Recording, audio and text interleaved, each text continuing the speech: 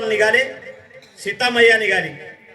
सीतामैयाचा आणि रामचंद्र प्रभूचा संवाद सुरू आहे की रामप्रभू म्हणाले मला वनवासात जायचं आहे, सीतामैया म्हणाली मी येतो. आणि मग हे संभाषण झाल्यानंतर लक्ष्मणाला भेटायला गेले. लक्ष्मण म्हणाला मला सुद्धा वनवासात यायचं आहे, मला सुद्धा वनवासात यायचं आहे. लक्ष्मण भैया म्हणायला लागला. आणि मग लक्ष्मणांचं आणि कैकेयी सुमित्रेचं चर्चा सुरू आहे. लक्ष्मण आणि भैयाचं आणि सुमित्रा आईची चर्चा सुरू आहे. काय म्हणते सुमित्रा आई साहेब लक्ष्मणाला, हे लक्ष्मणा, हे लखन, रामचंद्र प्रभूची एवढी सेवा कर. रामायणामधून आपण एवढं शिकलो की बंधुप्रेम सगळ्यात महत्वाची गोष्ट बंधुप्रेम आहे. एवढं तिघा चौघा बंधूचं एवढं प्रेम होतं की आपलं राज्य रामचंद्र प्रभूने भावासाठी सोडलं आणि भावाचं राज्य आपल्याला नको म्हणून भरताने सगळं राज्य सोडून नंदीग्रामात राहायला गेला. त्या लखन म्हणजे लक्ष्मणाचं आणि सुमित्रेचं चर्चा सुरू आहे. बघ लक्ष्मणा, रामचंद्र प्रभू वनवासाला चाललेत. रामचंद्र प्रभूला एवढं सुद्धा त्रास देऊ नको, एवढं सुद्धा विसरू नको. तो म्हणला स्वप्नात सुद्धा, आई म्हणाली स्वप्नात सुद्धा राम प्रभूला विसरू नको. त्या आईला म्हणायला लागला, आई हे स्वप्न कधी पडतं ग? स्वप्नात भगवंताला विसरू नको हे स्वप्न कधी पडतं? आई म्हणली झोपल्यावर. तो लक्ष्मण म्हणला जोपर्यंत रामचंद्र प्रभू वनवासातून घरी येत नाही तोपर्यंत झोपणारच नाही. 14 वर्ष लक्ष्मण झोपला नाही. हे आहे कर्मातला अनुसरण. असं कर्म कोणासारखं केलं पाहिजे? लक्ष्मणासारखं. ज्ञानातलं अनुसरण सांगतो. एक दिवस आमचे कृष्ण भगवान द्वारकेमध्ये बसलेले आहेत. जेवण कराय बसले. जेवण करताना त्यांच्या ताटात लोणी आलं. कथेतला भाग असेल. लोणी आलं. लोण्याकडे बघितलं आमच्या भगवान कृष्णाने आणि बघितल्यानंतर कानाला वाटलं हे असंच लोणी आम्ही कुठं खाल्लं? गोकुळात. गोकुळात हे असं लोणी खाल्लं. आणि त्या गोकुळची आठवण झाली, गोपिकांची आठवण झाली आणि भगवंताच्या डोळ्याच्या वाटे अश्रू यायला लागले. रडत आहेत भगवंत. रडत असताना हे बघितलं. हे म्हणजे भगवंताचं जे काय सुरू आहे रडणं सुरू, ते रडणं भगवंताचं राहवलं नाही. आणि उद्धवानं बघितलं. उद्धव म्हणतात देवा काय झालं, का रडतायत तुम्ही, कोणाची आठवण आली? त्यावेळेस उद्धव म्हणायला, भगवान म्हणायला लागले उद्धवा, अरे ज्या गोपिकांनी मला लोणी चारलं त्या गोपिकांची आठवण आली रे मला. तेव्हा मग भेटत का नाहीत तुम्ही? नाही रे, मला ह्या राज्यकारभारातून आता जाणं शक्य नाही आणि गेल्यानंतर गोपिकाही मला येऊ देणार नाहीत. आणि मग उद्धवा तूच जाऊन त्यांचा समाचार घेऊन ये. गेला उद्धव. भगवंताकडे गेला, गोपिकाकडे गेला, गोकुळाच्या जवळपास गेला. त्यांना कळलं त्या गोपिकांची अवस्था बिकट झालेली आहे. गोपिकांची अवस्था अत्यंत बिकट झालेली आहे. कृष्ण भगवान गेल्यापासून बघा, ज्या देहामध्ये ज्या शरीरात जीव नाही ते शरीर कामाचं असतं का? कुठल्याच कामाचं नाही. ज्या शरीरात जीव नाही तशा प्रकारचं सगळं गोकुळ अस्ताव्यस्त झालेलं आहे. जिथं देवच नाही तिथं कुठल्याच प्रकारची कळा नसते. उद्धव आले, बघितलं गोकुळ सगळं, व्रत सगळं उद्ध्वस्त झालंय. वृंदावन गोकुळ सगळं उद्ध्वस्त आहे. कोणाचं भान कोणाला नाही. सगळे देवाच्या विरहानं दुःखात आहेत. जगत आहेत माणसासारखे पण दुःखात विरहात जगत आहेत. आणि मग उद्धव आला. उद्धवाला बघितलं. उद्धव म्हणजे कृष्ण, कृष्णासारखाच दिसायचा उद्धव. कृष्ण भगवंताचा भाऊ कृष्णासारखाच उद्धव दिसायचा. आणि उद्धवाला बघितलं गोपिकांनी. आणि गोपिका म्हणा अरे आला आला तो काळा आला, काळा आला. धावत धावत आल्या पुढं. बघितल्यात वापस फिरल्या गोपिका. बघितलं अरे तो काळा तो नाही, हा दुसराच आहे, हा उद्धव आहे. हे बघितलं. उद्धव म्हणायला लागला अरे थांबा थांबा, का चालल्या? तो म्हणला ज्याच्यासाठी त्या म्हणाल्या ज्याच्यासाठी भेटायसाठी आलो तोच या ठिकाणी नाही, मग भेटायचं कशाला? त्यावेळेस उद्धव म्हणतायत त्या गोपिकांना ज्यांच्यासाठी आलात ना त्यांनीच मला पाठवलंय. त्यांनीच मला पाठवलंय. कशाला पाठवलंय? आम्ही मेलो, आम्ही जिवंत आहोत, आमचं काय झालं काय नाही हे बघायसाठी पाठवलं का? सांग जाऊन त्या कृष्णाला, जा तुझ्या गोपिका मेल्या. मेल्या त्या गोपिका, झाली त्यांची राख. पावा वाजवितो त्या ठाई, तुझ्या गोपिका मेल्या म्हणून सांग. तेवढ्यात एका त्या उद्धवाचं लक्ष गेलं गोपिकांकडे. एका गोपिकेने एक चित्र काढलेलं आहे, चित्र, आणि ते चित्र कृष्ण भगवानाचं काढलेलं आहे. ते चित्र बघितलं उद्धवानी, आणि उद्धव म्हणायला लागले, मावल्यांनो हे चित्र कोणी काढलं? गोपिकांनो हे चित्र कोणी काढलं? खूप सुंदर चित्र काढले माझ्या भगवंताचं, कोणी काढलं? एक चित्रगंधा नावाची सुंदर चित्र काढणारी गवळून समोर आली. ती म्हणायला लागली, मी काढले ते चित्र, त्या काळ्याचं चित्र मी काढले. बघा भगवंताला किती अधिकारानं बोलतात भक्त. त्या काळ्याचं चित्र मी काढले. उद्धव म्हणायला लागले, तुम्ही तर एवढं सुंदर चित्र काढले, पण त्याला पाय का काढले नाहीत? रंग मिळाला नाही का? त्याला पायच काढले नाही, रंग मिळाला नाही का? मी लागल्यास तुम्हाला रंग दिला असता, तुम्हाला काही कमी पडलं असतं तर मी दिलं असतं. त्या काळ्याचे पाय काढा, त्या भगवंताचे पाय काढा. तर त्यावेळेस त्या गोपिकांचं म्हणणं आहे, त्या भगवंताला त्या काळ्याला पाय होते म्हणून तो द्वारकेला निघून गेला गोकुळातून. या चित्रातल्या देवाला जर आम्ही पाय काढले, या चित्रातल्या देवाला जर पाय काढले, तो आम्हाला सोडून या ठिकाणी निघून जाईल. म्हणून चित्रातल्या देवाला सुद्धा पाय काढण्याची इच्छा नाही.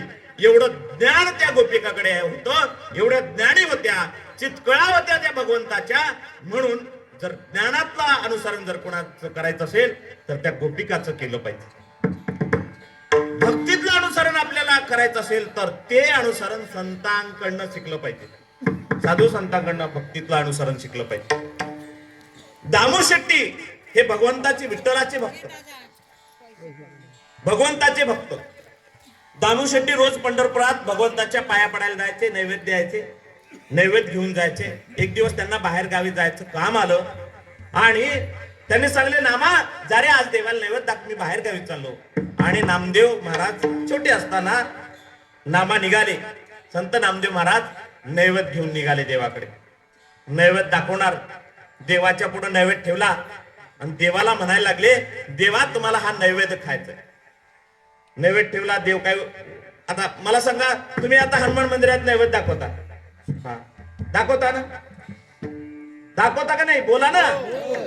लाडक्या बहिणीचे पैसे आले का नाही इकडं? आता एवढे पैसे येऊन मी तुम्ही बोलत नाही, देता का महाराजाला दक्षिणा? बोलता का नाही? का जाऊ मी घरी? आणि आम्ही कसं दक्षिणा घेतल्याशी जात नाही, असं गेलो अर्ध्यातून तर दक्षिणा घेऊन जातो. गजानन भाऊ आहेत तिकडं, हा ते करून देतील, आम्हाला काय करायचं बोला तुम्ही. आणि या कोळागावचे लोक खूप चांगले आहेत, मला ते आधीच सांगितलं गजानन. बोलतात म्हणे महाराज हुशार लोक आहेत म्हणे. हा बोलता बोलता सापडू नका म्हणे ताई, बरोबर आहे का नाही? महाराजही सापडतात बोलता बोलता. काय सांगावं? हा तुम्ही देवाला नैवेद्य दाखवता, बरोबर आहे. केवढा दाखवता? एवढ्या एवढ्या पोळ्या बनवून दाखवता, बरोबर आहे. किती दाखवता खरं सांगा?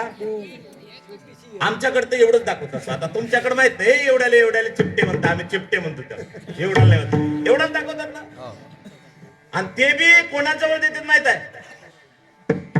जा रे बाळ्या जा नैवेद्य दाखवण्यात, ते पुसत जात. ते गेलं तिथं मंदिरात, त्याला वाटलं ठेवा तर ठेवताना तिथे खाऊन येतं घर. आणि आई दाखवला सगळा नैवेद्य, दाखवला देवाला नैवेद्य. बरं ते त्याच्याही मागं ते एकटं जात नाही, दुसरे 2-4 पोरं 2-4 कुत्रे राहते. ते कबाट ठेवलं ना आपण कधी उठतो. आपला देवाला नैवेद्य एवढा. मग आपली भक्तीच तशी आहे. मग टंगळ मंगळ भक्तीचा आशीर्वाद कसा भेटेल आपल्याला देवाचा? खंडळ मंडळ भेटते. आता खंडळ मंडळ टंगळ मंगळचं सांगतो. एक माणूस असंच चालला प्रवास करत, ते आमचं गजानन भाऊच धरा, दुसऱ्याला कशाला सांगू? हा 2 गजानन भाऊ, दोघांपैकी कोणी धरा. हा त्याला जर दृष्टांत पडलं तर मला दक्षिणा देतील, बरोबर आहे का नाही? जास्तीच्या बरं का. हा हे गाडीत बसमध्ये बसून चाललं, त्यांना वाटलं पेपर घ्यावा. त्यांनी पेपर घेतला. घेतल्यानंतर त्या पोराला पैसे दिले पेपरवाले. पैसे दिल्याबरोबर गाडी सुटली. पुढे गेलं, पेपर वाचत वाचत हसायला लागलं. बाजूला आमचे गोविंद महाराज बसलेत. ते म्हणतात का हसत आहेत? तो म्हणला आणखी जास्त हसायला लागले आमचे गजानन. गोविंद महाराज म्हणले का हसतायत? तो म्हणला त्या पोराला का नाही मी खोटे पैसे दिले म्हणे, डुप्लिकेट नोट नाही का ह्याच्यात निघते बघा ताई, त्या बुड्यामध्ये वगैरे डुप्लिकेट नोट निघते बघा, ते डुप्लिकेट नोट दिली म्हणे. दादा डुप्लिकेट नोट दिली म्हणून त्याला फसवलं म्हणे मी. गाडी थोडं 2 स्टेशन पुढे गेली. त्याच्यानंतर परत पेपर वाचत वाचत हसायला लागलो. परत गोविंद महाराजांना विचारले आता का हसतात? तो म्हणला त्यानं बी 1 महिन्याच्या आधीचा पेपर दिला.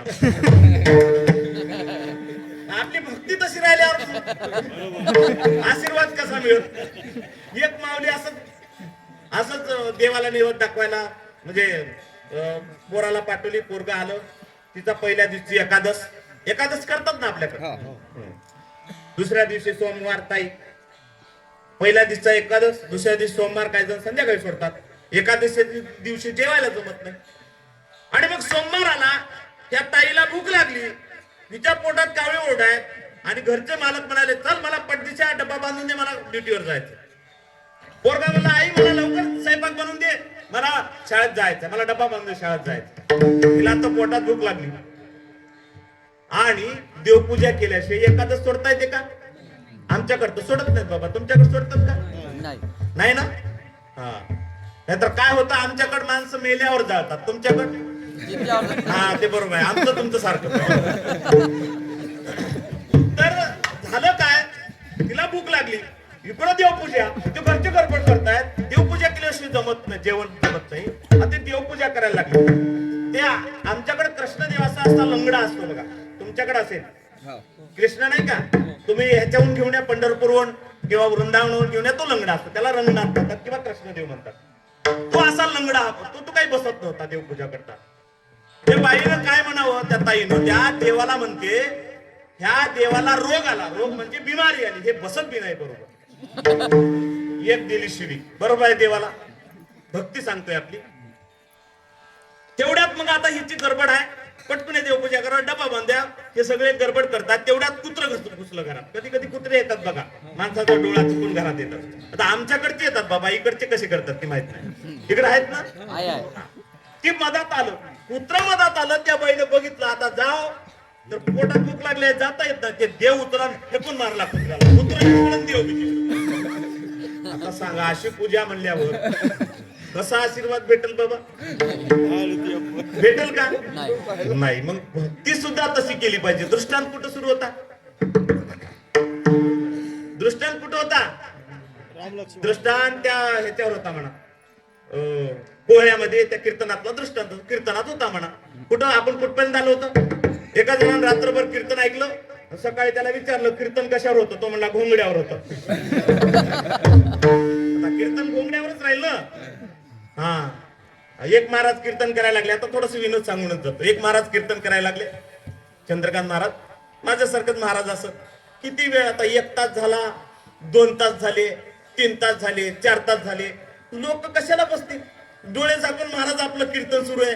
हे टाळकरी इकडची इकडून गेले, त्याच्यासाठीच ठेवले टाळकऱ्या. जास्त वेळ झाला की ताई इकडून निघून जाते, ताई तिकडून निघून गेले. हे पुढचे कवा निघून गेले पतच नाही. आता 2-3 निघून बी गेले.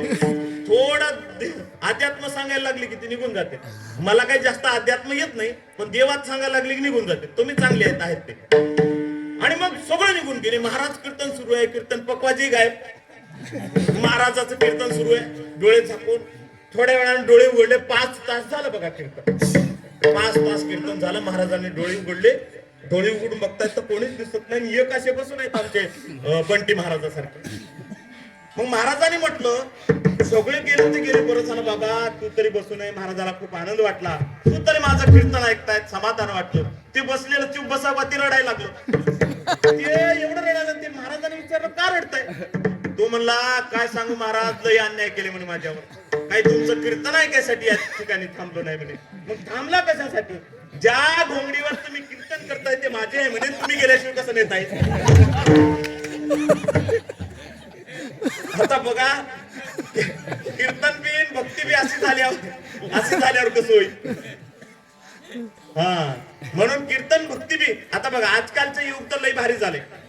हा, आजकालचं युग आता सोडूनच द्या तुम्ही. पोरं तर लई कलाकार झाले. हे तुमच्या गावचे पोरं चांगले आहेत. तुम्ही छान आहेत रे बाळांनो. हा, कितीला आहे? 3रीला. एवढ्या लांबून कुठं सांगत बसा. छान हुशार आहेत पोरं. काही पोरं लई हुशार. मी एका गावात कीर्तनाला गेलो. ते माझं विद्यार्थी आहे. मी शिक्षक असल्यामुळे गावात गेलो. आमच्या आता गजानन भाऊ वगैरे असे विद्यार्थी आहेत पोरं. तशा एका गावात गेलो कीर्तनाला. गेल्यानंतर एक पोरग माझ्या समोर पाणठेल्यावर बसून खर्रा गोटायचं बघा. खर्रा गोठवतो. आजकाल तुमच्याकडे आता गावात आहे का नाही माहित नाही, खरे आमच्याकडे एवढा खरा चालतो, तेवढी जर प्रॅक्टिस केली पोलीस भरती तर नक्की पोलीस मध्ये लागते, आर्मीत तर नक्कीच लागते. हा बिलकुल एवढं करत होतं. बरं आजकाल बाबा पोराला मारता येत नाही, तुमच्या काळात पोराला कसे मारायचे? उलट टांगून मारायचे असं सांगतात बाबा, आम्हाला माहित नाही पण म्हणतात. उलट टांगायचे, धूर लावायचं तर पोरग शिकायचं. आता हात तर लावून बघ तू मास्तरला, नाही तुला तिकडचं दाखवणार म्हणजे नाहीच, काय कायदा नाही, मारू नये. ते पोरानं माझ्या समोर खरा घोटायला लागले, ते पोरग घोटत आहेत. मला बघितलं जोरान घोटाय सुरू केलं. मी काही पोरग घाबरत नाही म्हणलं, मी आता जाऊ दे बाबा म्हणलं, काय करा. तेवढ्यात पुढे गेलो, तेवढ्यात त्याचे वडील आले, बाबा पप्पा. आता पप्पा सुरू आहे, पहिले बाबा म्हणायचे, बरोबर आहे की नाही? आता काय पप्पा आणि मम्मी, हा डॅडी, काय जण तर दाढी म्हणते. तर ते पप्पा आले, त्याचे बाबा आले. आल्यानंतर ते बापाला बघितलं खरं लपून. मला आनंद वाटला. बाबा निघून गेले, जवळ आलो.